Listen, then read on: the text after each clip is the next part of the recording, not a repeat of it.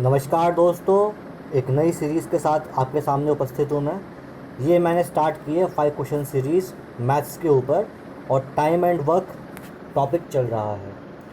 ये जो सब क्वेश्चंस हैं ये वेरियस गवर्नमेंट एग्ज़ाम्स के लिए इम्पॉर्टेंट हैं, जैसे एसएससी, यूपीएससी, बैंक, रेलवेज़ और भी बहुत टाइप के गवर्नमेंट एग्ज़ाम्स होते हैं, डी ट्रिपल एस बी, ठीक है, और आपका बैंक पीओ है।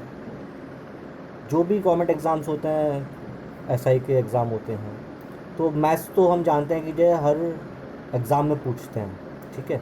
और ये एक बेसिक टॉपिक है, टाइम एंड वर्क जो टॉपिक है वो एक बेसिक टॉपिक है, इस पर क्वेश्चंस आने ही आने होते हैं, ठीक। लेकिन अगर हमें ट्रिक ना मालूम हो तो जो है क्वेश्चन लेंथी हो जाता है और टाइम वेस्ट हो जाता है। आज का ज़माना कंपटीशन का है। अगर हमें ट्रिक मालूम है, ट्रिक कुछ नहीं होता, लेकिन बस क्या है, जो लेंथी क्वेश्चंस होते हैं ना उसमें से हम कुछ स्टेप्स स्किप करके उसको शॉर्ट वे में कैसे कर सकते हैं वो चीज़ मैं सिखाऊंगा आपको। अब उसको आप ट्रिक कह सकते हो या प्रैक्टिस से वो चीज़ आ जाती है अपने आप ही, ये चीज़ कह सकते हो। कोई भी टीचर होता है या मैथ्स में कोई ट्रिक वगैरह नहीं काम करती, लेकिन प्रैक्टिस इतनी कर ली जाती है। जो टॉपर्स होते हैं, जो एग्ज़ाम क्रैक करते हैं, उनके द्वारा प्रैक्टिस इतनी कर ली जाती है कि जो क्वेश्चन नॉर्मल कैंडिडेट है वो अगर 10 स्टेप में कर रहा है, तो एक एग्ज़ाम क्रैक करने वाला बंदा वही क्वेश्चन 3 से 4 स्टेप में कर लेता है। तो टाइम सेव हुआ ना। मेन खेल टाइम सेव करने का होता है, और वो 3 से 4 स्टेप जो हैं उनको ट्रिक नाम दे देते हैं कि वो ट्रिक है। थोड़ी बहुत ट्रिक होती हैं, ऐसा नहीं कि बिल्कुल नहीं होती मैथ्स के अंदर, लेकिन अगर वो ट्रिक आपको नहीं आती तो उसका मतलब ये नहीं कि आपका सिलेक्शन रुक जाएगा। लेकिन अगर आपने प्रैक्टिस नहीं करी है और आप जो क्वेश्चन 3 स्टेप में 4 स्टेप में हो सकता है, उसके लिए अगर आप 10 स्टेप ले रहे हैं तो शायद आपका सिलेक्शन रुक जाए, क्योंकि आप एक क्वेश्चन को करने में टाइम ज़्यादा लेंगे, वहीं दूसरा बंदा उस क्वेश्चन को करने में टाइम कम लेगा। तो वही चीज़ सिखानी है मुझे आपको कि आखिर एक क्वेश्चन जो बंदा 10 स्टेप में कर सकता है उसे हम 4 से 5 स्टेप में कैसे करें। हमारा मेन जो फोकस है वो वही रहेगा कि हर क्वेश्चन में मैक्सिमम से मैक्सिमम 1 मिनट यूज़ हो, 1 मिनट में एक क्वेश्चन सॉल्व हो जाए। हमारा हमारा टारगेट यही रहेगा, ठीक है दोस्तों। चलो स्टार्ट करते हैं। तो क्वेश्चन देखते हैं पहला। a plus B, B plus C, C plus A can complete a work in 10, 12, 20 days respectively. In how much time they alone do the work? a plus B, B plus C, C plus A करता है 10, 12, 20 दिन में काम। लिख लेते हैं भाई, 10, 12 और 20। इनका एल्सियम कितना आ गया? 60।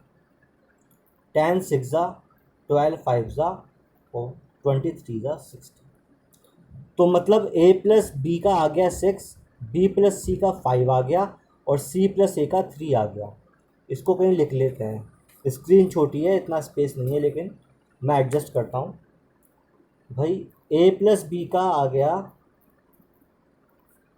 6, बी प्लस सी का आ गया 5 एंड सी प्लस ए का आ गया 3।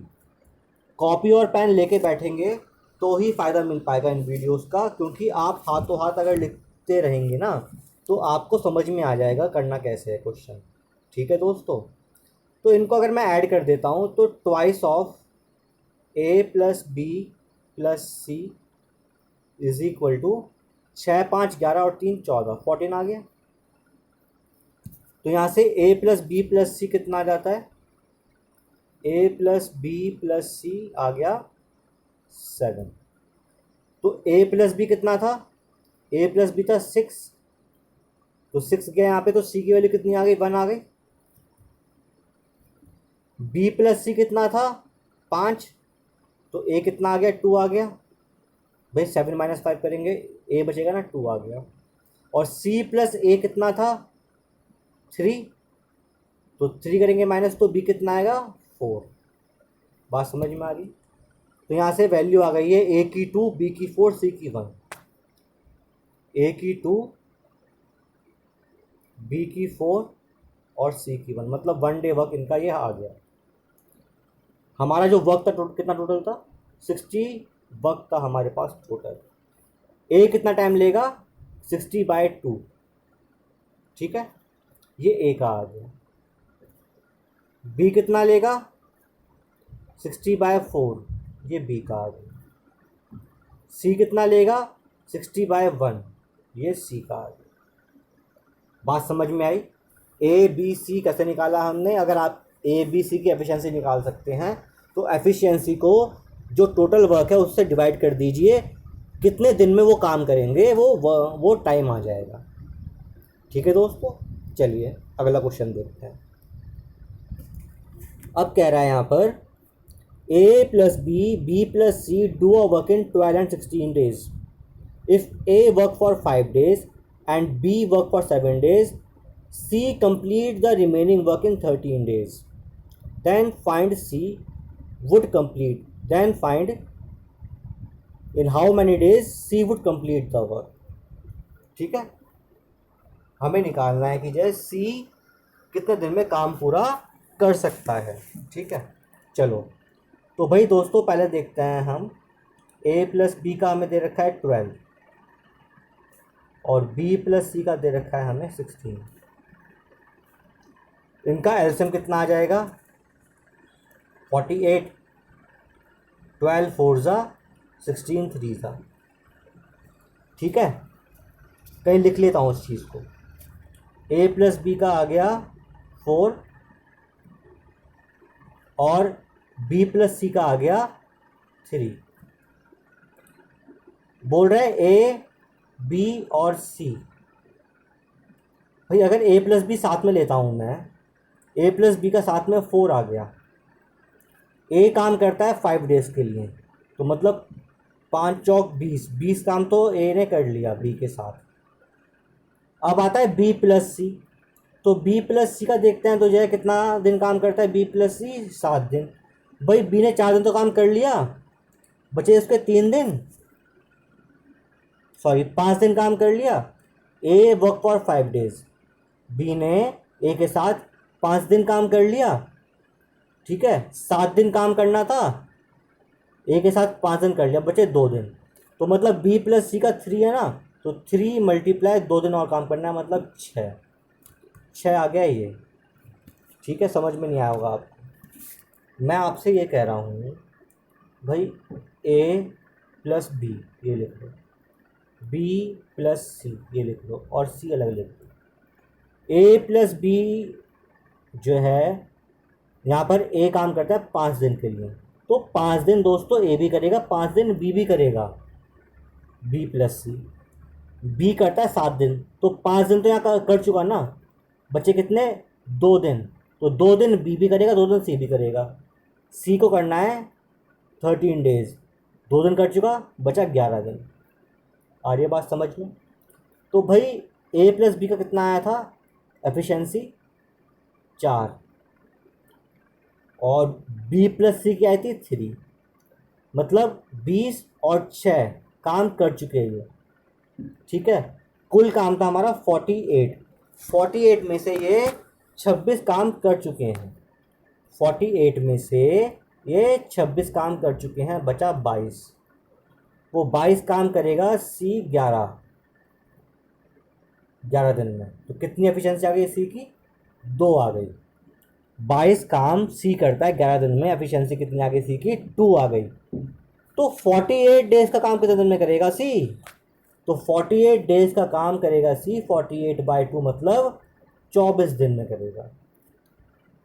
इन हाउ मैनी डेज, 24 डेज में C 48 डेज का काम कर पाएगा। ये इसका आंसर है। कॉपी और पेन लेके बैठे तभी आप ये समझ पाएंगे। नेक्स्ट क्वेश्चन देखते हैं। आपको दिया यहाँ पे A plus B can do a work in 12 days, B plus C in 6 2/3 days, A B C by working 3 4 and 7 days. Find in how many days A alone would complete the work. वही question पीछे वाला है।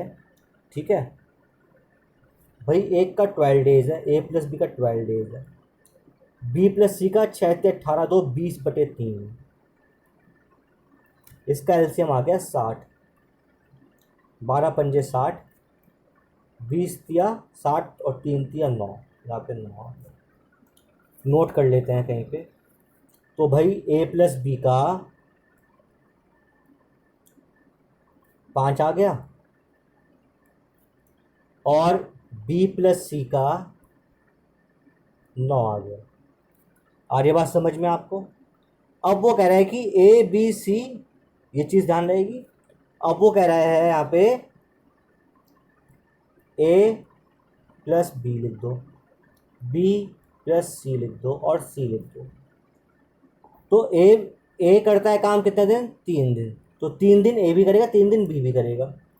फिर B और B करता है काम 4 दिन।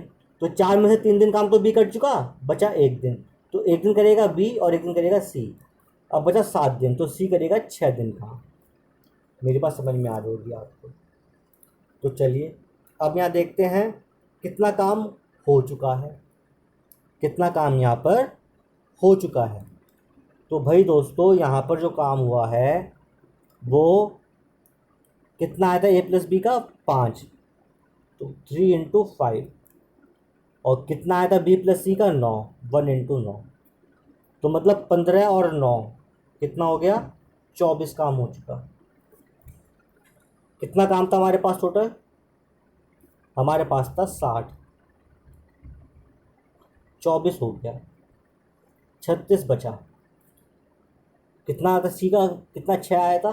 तो सी का आ गया एफिशिएंसी 36/6, मतलब सी की एफिशिएंसी 6 आ गई। सी की एफिशिएंसी आ गई 6। तो दोस्तों यहाँ पर हमें निकालना है कि ए कितना टाइम लेगा काम करने में। सी का निकाल सकते हैं हम, 60/6 करेंगे तो 10 आ जाएगा। 60 हमारे पास टोटल वर्क दे रखा है, तो 60/6 करेंगे तो 10 आ जाएगा। अब हमें सी की हेल्प से, सी की एफिशिएंसी में हमारे पास आ गई है। हमें मालूम है ए प्लस बी की और बी प्लस सी की कितनी एफिशिएंसी है, मालूम है, उससे निकाल। तो हमारे पास ए प्लस बी की एफिशिएंसी कितनी आई थी दोस्तों? ए प्लस बी की आई थी 5 और बी प्लस सी की आई थी 9। सी की यहाँ पे 6 आ गई, तो बी कितना बचा? 3 बच गया, नहीं बच गया? अब बी की 3 आ गई तो ए कितना बच गया? 2 बच गया, नहीं बच गया? तो ए की एफिशिएंसी कितनी है? 2। ठीक है। काम कितना है टोटल? काम कितना है टोटल? 60। काम कितना है टोटल? 60। तो 60/ए की एफिशिएंसी 2 आ गई, मतलब ए करेगा 30 दिन में काम। ए करेगा 30 दिन में काम। दोस्तों अगर आप कॉपी और पेन लेके नहीं बैठेंगे तो ये आप नहीं सॉल्व कर पाएंगे, ये चीज़ ध्यान रखिए। क्योंकि मैं आपको करके दिखा रहा हूँ, आपको मेरे साथ साथ लिखना पड़ेगा, तभी आप समझ पाएंगे मेरे दोस्तों। ठीक है मेरे भाइयों, आप तभी समझ पाएंगे, साथ साथ लिखते रहिए। कोई दिक्कत है दोबारा वीडियो देखना, समझ में आएगा मैंने क्या बताया। चलिए नेक्स्ट क्वेश्चन में। अगला क्वेश्चन है, a man has 3 sons. First one and second one can complete a work in 24 days and 30 days respectively. In how many days the third son will complete the work if the man could alone complete the whole work in 3/11 days? Man can do double the work in same time. In what time all his son together can complete the work? कितनी बात पूछी इसके अंदर। पहले तो आप देखिए, जो पहला लड़का है वो 24 डेज़ में करता है और दूसरा करता है 36 डेज़ में, और जो आदमी है वो करता है 11 से 33, 33 और 3 36, 36/11। ठीक है, इसका एलसीएम ले लेते हैं। तो एलसीएम आएगा 72। 24 3 जा, 36 2 जा, और ये आ गया 22। ये तो आ गया आदमी का। और 3 और 2 पहले सन की एफिशिएंसी आ गई और दूसरे की 2 आ गई, और जो पिताजी हैं उनकी आ गई 22। ये बात समझ में आई आपको? इतना समझ में आता है तो मतलब हमारा आधा क्वेश्चन हो जाता है। अब क्वेश्चन देखते हैं क्या कह रहा है। In how many days third son will complete the work, अगर whole work is complete in 22 दिन, ठीक है। साथ में कह रहा है, साथ में बात कर रहा है एफिशिएंसी की भी। The man can do double the work in same time, मतलब जो एफिशिएंसी है ना मैन की, और जो एफिशिएंसी है सन्स की, तीनों बेटों की, man can do double the work in same time, time same है, डबल वर्क मतलब कि मैन की एफिशिएंसी डबल है बच्चों से, एफिशिएंसी मैन की डबल है बच्चों से। ये बात समझ में आती है आपको? तो अगर मैन की एफिशिएंसी डबल है बच्चों से, तो यहाँ से हमें क्या चलेगा पता, एफिशिएंसी जो थी मैन की वो कितनी थी, 22 थी ना। तो 2 इज इक्वलेंट टू 22, तो 1 इज इक्वलेंट टू 11 हो जाएगा, नहीं हो जाएगा? अगर मैं 2 को 22 के इक्वलेंट करता हूँ तो 1 किसके इक्वलेंट आएगा, 11 के इक्वलेंट आ जाएगा। तो भाई हमारे पास ये समझ में आया कि 3 बच्चे हैं, ए बी और सी, तीनों की मिला के एफिशिएंसी 11 आ रही है। ए की जो पहला बच्चा उसकी कितनी एफिशिएंसी आई थी, 24 या 72, 3 आई थी। दूसरे की आई थी 36 दूनी 72, 2 आई थी। तो 3 और 2 5, तो 11 में से 5 गए, सी की कितनी आ गई, 11 माइनस 5 मतलब 6 आ गई। बात समझ में आ रही है? तो सी कितना टाइम लेगा, टोटल वर्क कितना था, 72 था ना, 72/6, तो 6 1 जा 6, 6 2 जा 12, सी टाइम लेगा 12, सी टाइम लेगा 12, और सभी के सभी टाइम कितना लेंगे, 72/11, क्योंकि टोटल कितना है 11। सी टाइम लेगा 12 और तीनों मिलके टाइम लेंगे कितना, 72/11, 72/11, क्योंकि 11 is a total efficiency of all the 3 sons. बात समझ में आई है? चलो नेक्स्ट क्वेश्चन देखते हैं। A B C can complete the work in 30 days by working together. A plus C are twice efficient than B, लिखते रहते हैं। A plus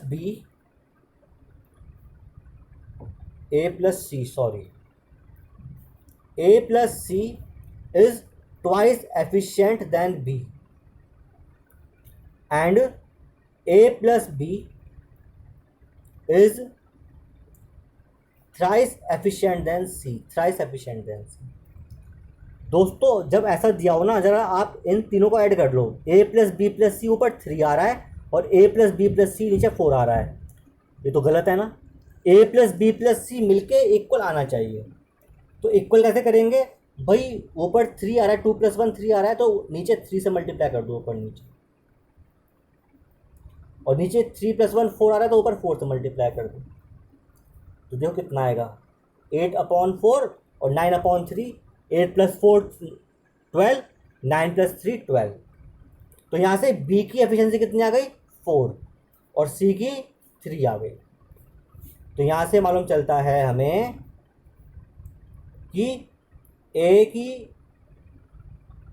plus C bye B, तो ए प्लस सी बाय बी वो आ गया था 8/4, और ए प्लस बी बाय सी वो आ गया था 9/3। तो भाई मिला के 12 है, टोटल इज 12, उसमें से बी की 4 है, सी की 3, 7 माइनस कर देते हैं, तो आ गया 5, ए की आ गई 5। In how many days A complete the work, तो भाई A B C can complete the work in 30 days together. कितनी मिला के 12 है ना, तो कंप्लीट वर्क कितना हो गया हमारा, 12 × 30, ये कंप्लीट वर्क हो गया। भाई कंप्लीट टुगेदर काम करता है ना 30, और टुगेदर कितनी एफिशिएंसी है 12, तो 12 × 30 ये हमारा हो गया कंप्लीट वर्क। ए का काम कितना एक दिन का, 5 आया था ना, तो 5 5 6 30, तो 72 डेज लगेंगे ए को, अगर वो अकेले काम करता है तो ए को लगेंगे 72 डेज अगर वो अकेले काम करता है। तो दोस्तों उम्मीद है कि आपको समझ में आया होगा। नहीं समझ में आया तो मैं आपसे ये रिक्वेस्ट करता हूँ, मुझे कमेंट करके बताइए कि आखिर कहाँ आपको दिक्कत आ रही है, ठीक है। और अगर आपको ऑनलाइन क्लासेस चाहिए, 1-to-1 क्लास चाहिए, तो भी मुझे कमेंट करिए, मैं 1-to-1 क्लास भी प्रोवाइड करता हूँ ऑनलाइन बेसिस पे, ठीक है। अगर आप मुझे कमेंट करेंगे तो मैं कमेंट के माध्यम से आपको रिप्लाई करूँगा और जो इन्फॉर्मेशन है ऑनलाइन क्लासेस की वो आपको प्रोवाइड की जाएगी। और अगर आपको इस वीडियो में कोई दिक्कत आती है तो प्लीज़ मुझे कमेंट करके बताइए, और अच्छी लगती है तो इसको लाइक करिए, शेयर और सब्सक्राइब करिए। तब तक के लिए धन्यवाद। आपका दिन शुभ हो।